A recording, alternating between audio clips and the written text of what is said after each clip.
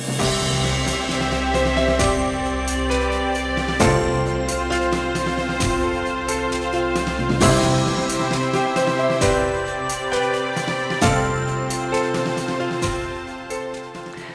law matters, of course it does. Welcome once again. My name is Debbie Moraes. I'm your host and moderator. This long-running program continues to provide legal information, relevant examples, and practical assistance to help you with law matters. Understand the law better, and you're in a better position to decide how to help yourself, your family, and your business. As we present various topics, you may decide to handle some issues yourself. If you decide to enlist professional counsel, you'll be better prepared, and so will the counsel you select. Our goal, as always, is to help you save time, money, and achieve the best possible results. Once again, also, we want to welcome and thank Attorney David Bazar from the Bazar & Associates law firm in East Providence. We thank him as he continues to weigh in on the various topics that we cover. And today, our discussion is youth in the justice system. Apparently, nearly 700,000 were arrested in 2019 alone, 2020 being an anomaly. And juvenile courts across the country hear nearly 800,000 cases each year. So criminal defendants who haven't quite reached that age of majority, mostly 18, go through a very different criminal justice process than those of us who are adults and the system that we're familiar with. The idea, and presumably the hope, is that young people have a better chance of straightening out their lives than do adults. There are, of course, concerns all the time of subjecting children to the adult punishments, particularly in prison. But what about the entire process, beginning even with the first issue, youth being confronted by police? Are kids really less blameworthy, and should they be? And by default, are police, is the system more responsible? Should they be? Are youth having their constitutional rights violated? Is that really an issue? And more importantly, are there other more viable ways of effectively handling the situation? We're going to cover some of those issues today.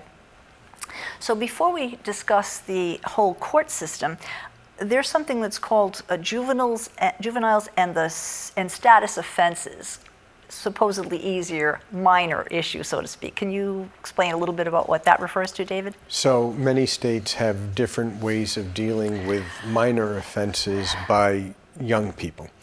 And the idea of those systems is to keep the child out of the court system. And in Rhode Island, several states have juvenile boards that deal with minor things that don't get even referred to family court. And the family court also has a screening unit, so to speak, which keeps cases away from the judges and out of being officially filed in the court system, and they're dealt in sort of like an intake status, so that whatever it is, let's say perhaps underage drinking, and some kids go to a prom, they have an after prom party, the police come, they were drinking, and if they are referred to the family court, the court might say, well, let's deal with that outside of the court system and send them to a program where they might learn some responsibility of what good choices are and how to make good choices. So in that case, there really isn't severe punishment. Maybe there's a lecture and some referral elsewhere. Usually parents are called in at that time if it's a 15-year-old. Parents would be called in, and they would be part of the process because they have to make the decision for the child, and they have to sign the agreement and the contract along with the child, so that if, for example, they're going to enroll in a program that the court has suggested, that they agree they're going to follow the program, follow their parents' rules at home, and whatever other curfew might be set or other conditions as part of the agreement, not to prosecute. So you mentioned underage drinking. I had noticed that truancy, curfew violations, and purchase of cigarettes were three others that came up as part of something that's not worthy of institutionalization. Are those things still applicable now? Or worthy of having a judge have to weigh in and decide whether or not a child is going to be guilty of a crime, so to speak, and what the punishment would be through the court system. So those are types of offenses that don't usually get up to the level where the court needs to necessarily weigh in, and so we have a way of dealing it without actually formally being charged.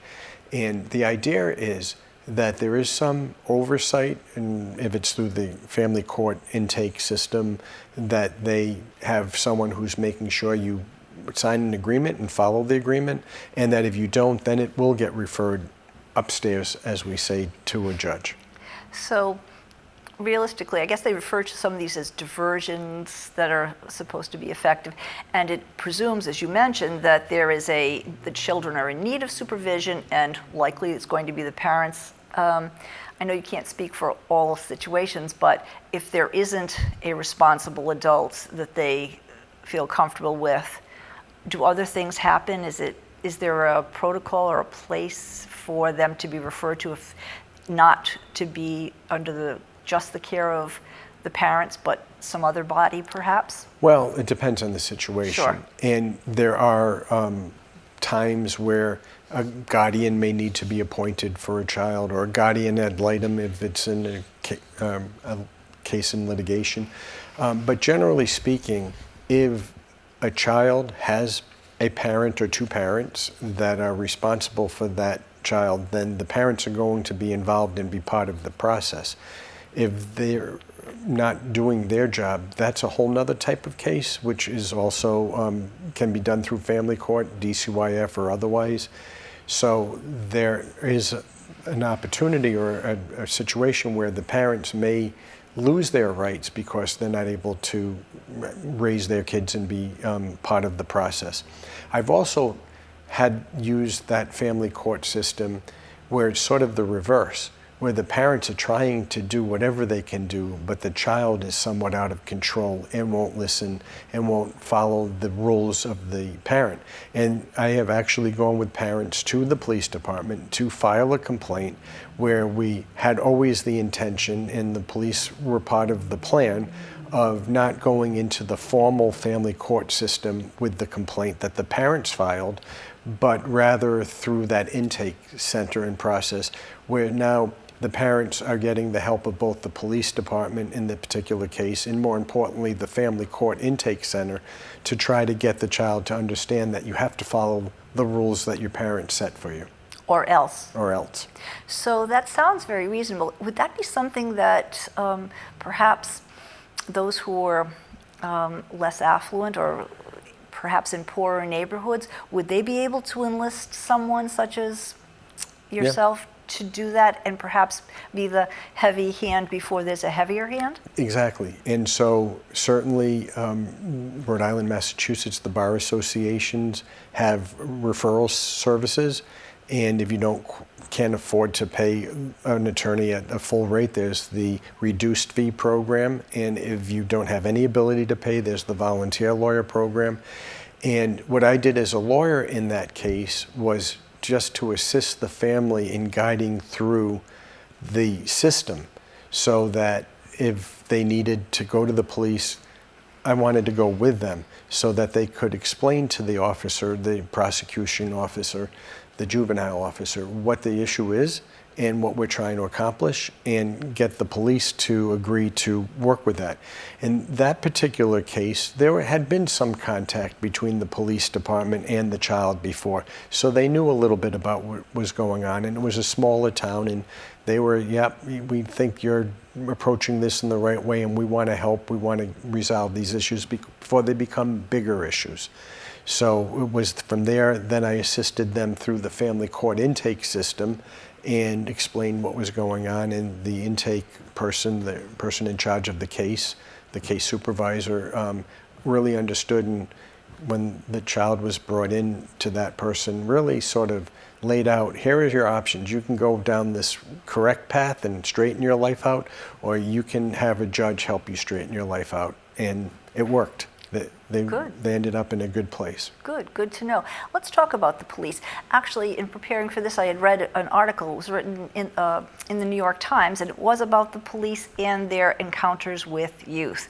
So regardless of race, youth respond unpredictably. They refer to their not quite fully formed prefrontal cortex, which means that they respond unpredictably, certainly inappropriately.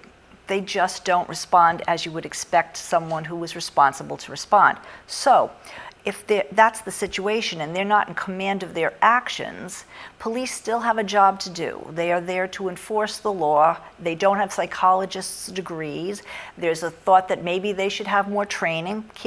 I can't negate that or can't undermine the value of that. But if they need training on this, is the onus supposed to be, is it always on them? And how does that system get to help both so that there aren't the kinds of issues that we know have happened between police and young people, especially if they end up being less highly or less mature, let's say that? Yeah, so it is a difficult situation as parents. We know how difficult children can be sometimes.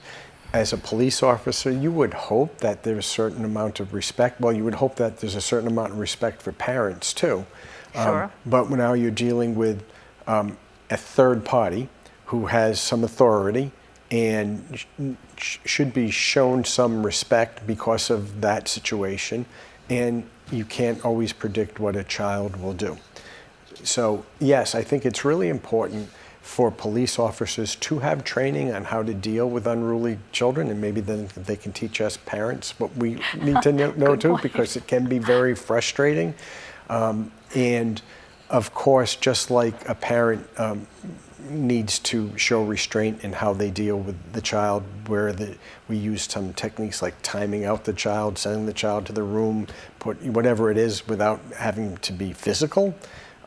The same thing should apply to some degree with police officers, and whatever the training shows that they can do to de-escalate the situation, try to get that child under some control, and hopefully not have to use the type of force that you see sometimes on TV where they film a police officer tackling a child, which God forbid, you don't know what happened with everything that led up to that and why that ended up having to be the case. But is there some way to try to deal with a child who's out of control? Well put. You mentioned de-escalation. Certainly police are trained in de-escalation, but then there's this other element, which is for someone who doesn't have the reasoning capabilities, what can they do? Right. Are children to be less blameworthy, truly, because of their age? It depends how old they are. And one of the things we do in the law is we say, what is it for a reasonable 8-year-old? What is it for a reasonable 14-year-old? What is it for a reasonable 2-year-old? Yes. So yes, there is all the science on how the brain develops and what you're dealing with when you're dealing with a child at different ages and different maturity levels. So yes, the idea, and you started talking about this at the beginning, is that children are still learning, they're still developing, their brain is still forming, and we hope that rather than punishing if they do something wrong, that we can teach and rehabilitate. And that's the whole idea of the juvenile justice system, is to rehabilitate. And an interesting question was asked of me by a person on the Judicial Nominating Commission when I actually applied to be a family court judge. And that really was sort of getting back to the whole idea of the system and the juvenile system is, do you think that everybody has some good in them, or are there some people who are just evil? And my thinking is, and where I come from is, I think everybody has some good in them, and that there's an ability to rehabilitate somebody.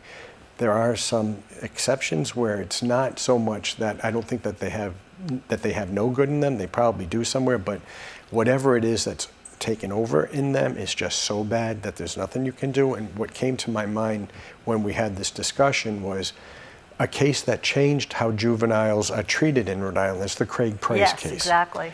Yes. And so Craig Price committed 4 murders.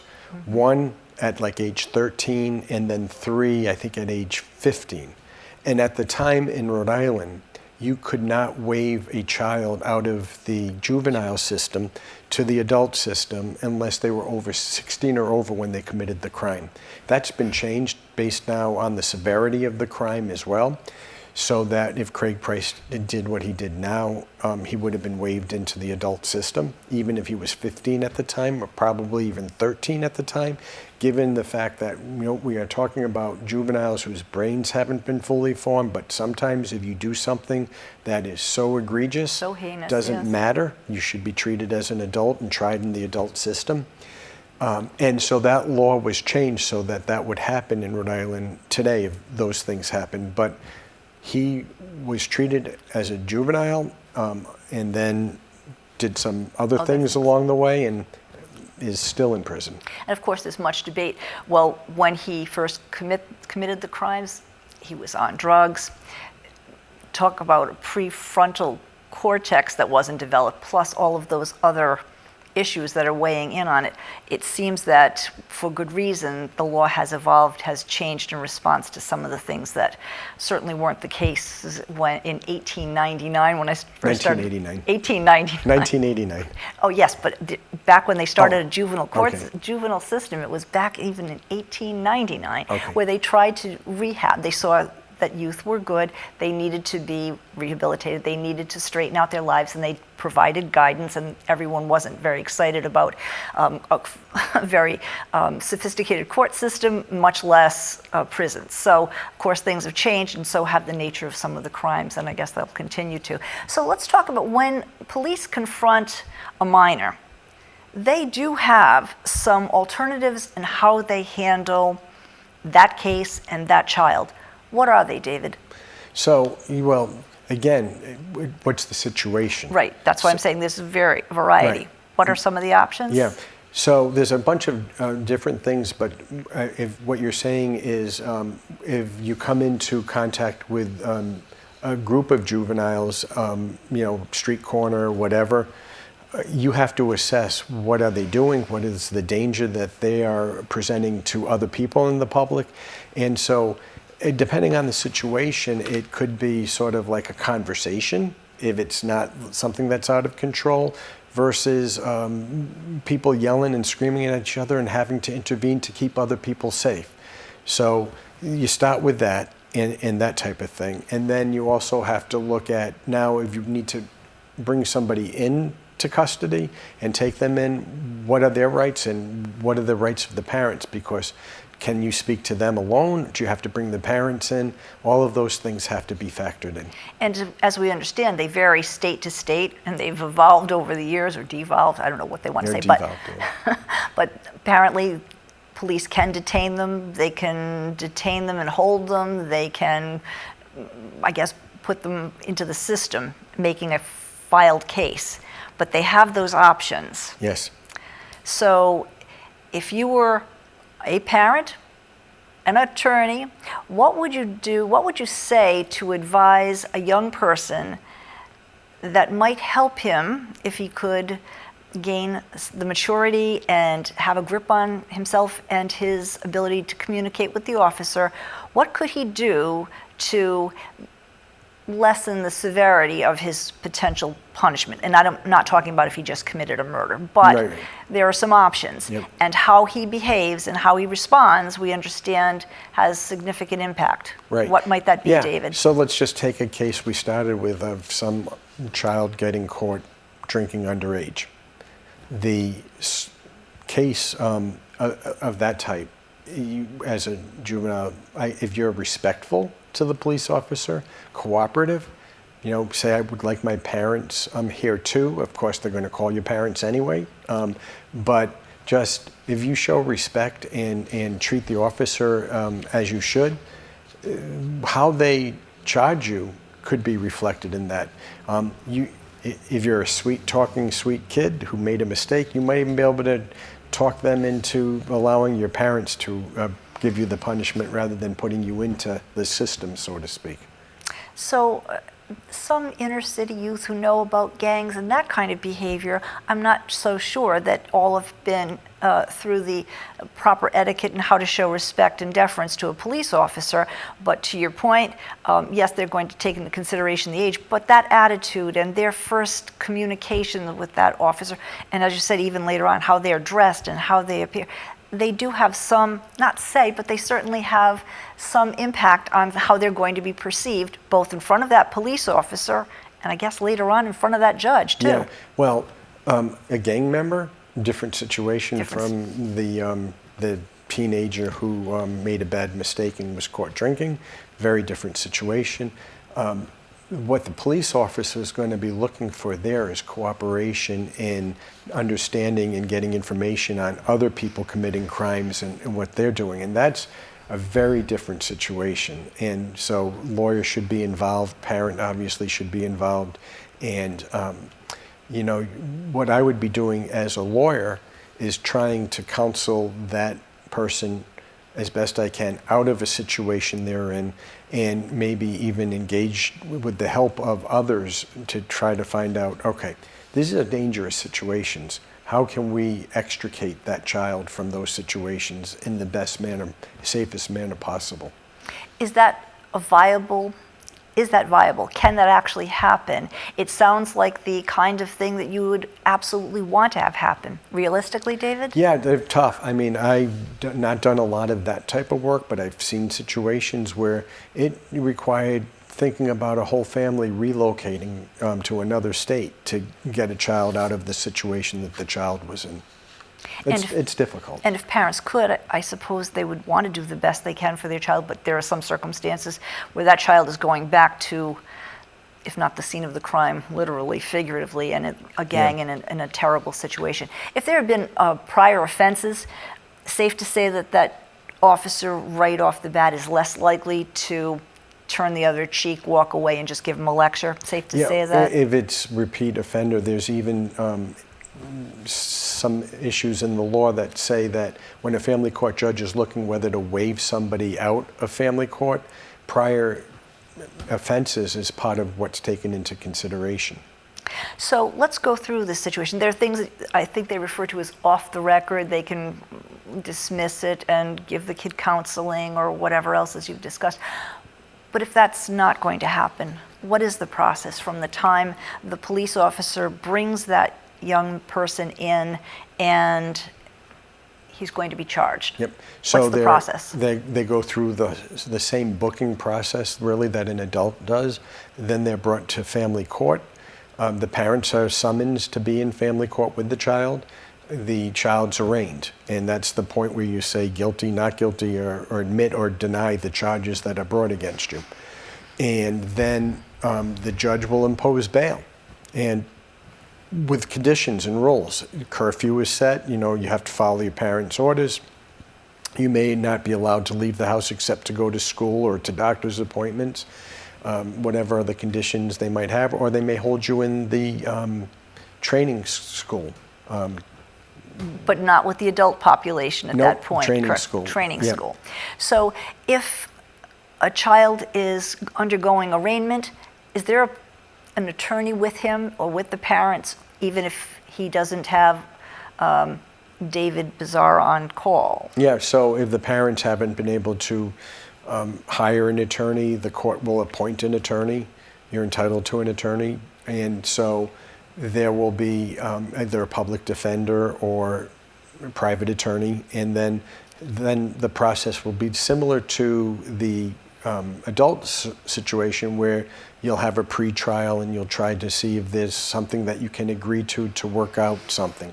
And the difference really is in the adult situation, it's what's your punishment going to be. In this situation, it's more of, well, what can we do to rehabilitate, to help this child, to get this child into a better place.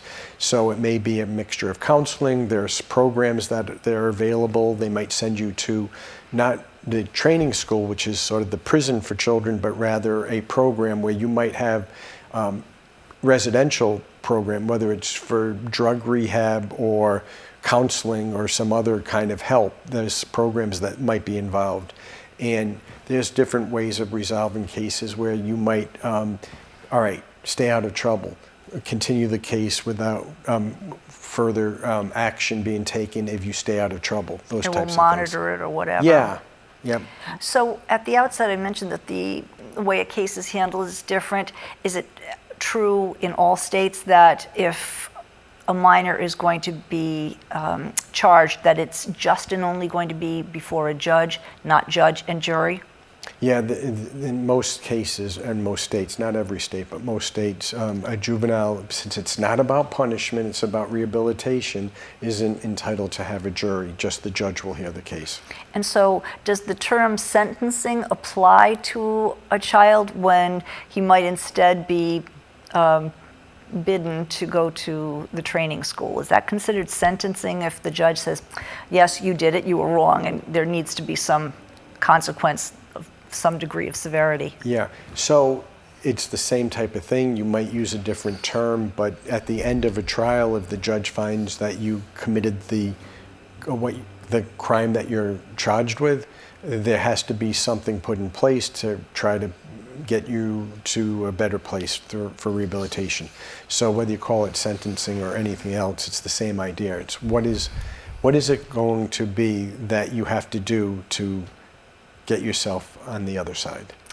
So there was a reference to justice by income. People talk about racism, they talk about poverty and what situations that kind of fosters.